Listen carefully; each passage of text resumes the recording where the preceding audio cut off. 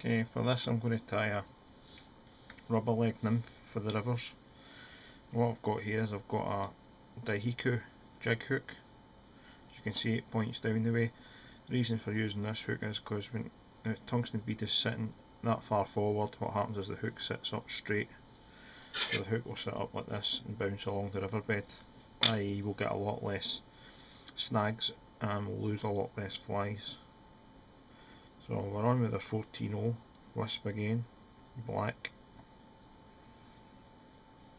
I'm going to run it down the hook shank to the point just before the bend, and what we're going to do, I'm going to get some rubber legs.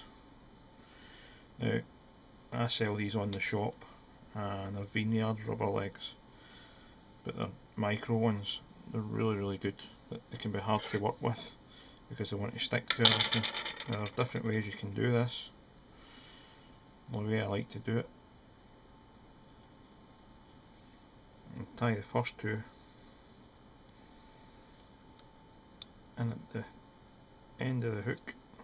Right, as you can see, they wobble about and they wriggle about and they're quite hard to nail down. Right, let's try to wrap itself around the thread. So what I'm going to do, I've done that part, so I'll now cut that off, leave it to the side for later. Okay, and we'll just bind that down because we don't want it going anywhere. Next thing we need is some copper wire. I'm using uni small 33 sized. Once again, put the copper wire inside the bead. Not only helps the bead stay in place, but also keeps the jaggy end of the copper wire out the way. Nice big open turns, tie it down. You can pull the rubber legs backwards, back and forward.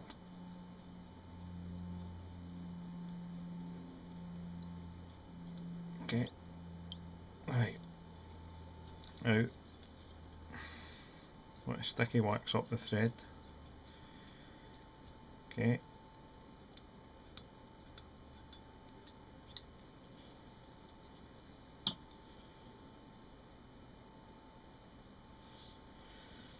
And we're going to use this squirrel, Fox Squirrel. I'm going to use it underfur and the spiky stuff as I normally do it.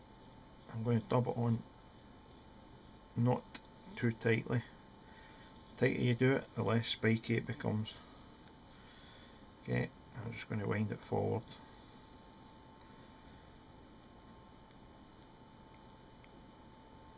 Honestly, one of these Fox Squirrel skins, alright, they're a little bit, you might think they're expensive to start with, but the amount of dubbing you get on each skin is phenomenal. I hardly use any hare's ear at all now, it's all squirrel. Right, need another bit. Okay, dub that. This fly done phenomenally well for Simon Cocker this year in Scotland on all the competitions. And we're just going to rib it. 4 or 5 turns of rib. I've caught fish under the indicator, I've caught it fishing it French style, I've caught fish swinging it. Just copper wire away. Now for the tricky part. Go back to the bit of rubber leg that you had before. Put the two ends together. Get it at that side. So we're basically figure eighting it. Okay.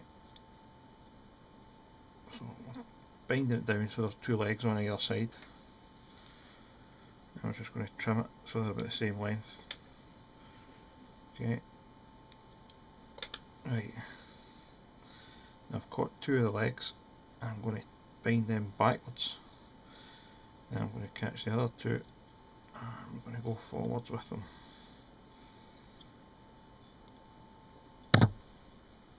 Right, just get the wax again. Some more squirrel.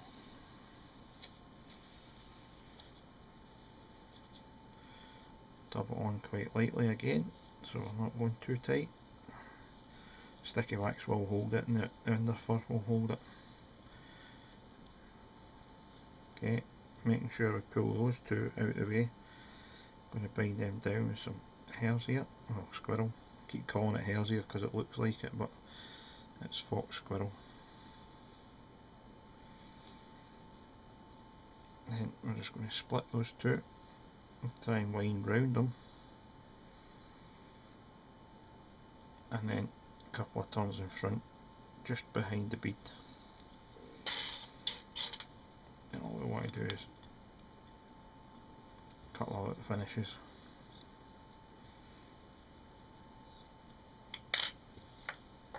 And as I say, this fly has been really phenomenally successful this year. The spikiness and the rubber legs and the jig hook. If you look,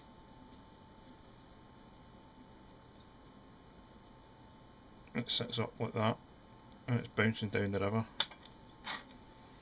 It's almost alive, it jumped out my fingers there.